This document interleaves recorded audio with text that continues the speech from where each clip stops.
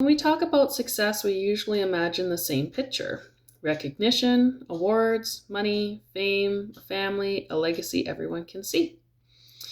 But what if we've been measuring success all wrong? Some of history's most remarkable women died without knowing just how important their work would become. Take Vivian Mayer. For most of her life, she worked as a nanny. She never married, she never had children. She quietly spent her free time photographing ordinary people on the streets of New York and Chicago. She took more than 100,000 photographs. Almost no one saw them. She wasn't a famous artist. She wasn't celebrated. In fact, many of her photographs weren't even developed during her lifetime. It wasn't until after she died that boxes of her work were discovered, revealing one of the greatest collections of street photography ever created. Then there's Canadian ceramic artist Mary Borgstrom. She spent decades making pottery in Saskatchewan. She wasn't chasing celebrity, she wasn't building a personal brand, she simply kept creating. After her death, people were astonished by the sheer volume of her work that she produced and the life she had devoted to her craft. For years, much of what she created sat quietly, waiting to be appreciated. These women lived very different lives, but they shared something important. Neither followed the script we're often told leads to a meaningful life. Neither became famous while they were alive.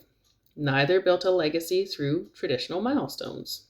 Instead, they created, quietly, faithfully, without knowing whether the world would ever notice.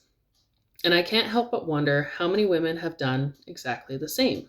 How many artists, writers, scientists, teachers, caregivers, inventors have lived extraordinary lives that history barely remembers. We often ask we often ask women, did you have children? What did you do for work?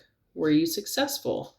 Maybe we're asking the wrong questions. Maybe we should be asking, what did you create? Who did you influence? What beauty did you leave behind? Whose life was better because you were here? Vivian Mayer and Mary Borgstrom remind us that a meaningful life isn't always a visible one. Sometimes your greatest contribution won't be fully understood in your lifetime. Sometimes your work is planted long before anyone recognizes its value. And maybe that's a comforting thought, because we live in a world obsessed with instant recognition: followers, likes, views, validation. But history tells a different story. Some of the most important lives unfold quietly, not because they lack purpose, but because the world wasn't ready to see them yet. The measure of a life isn't whether everyone applauded you while you were living.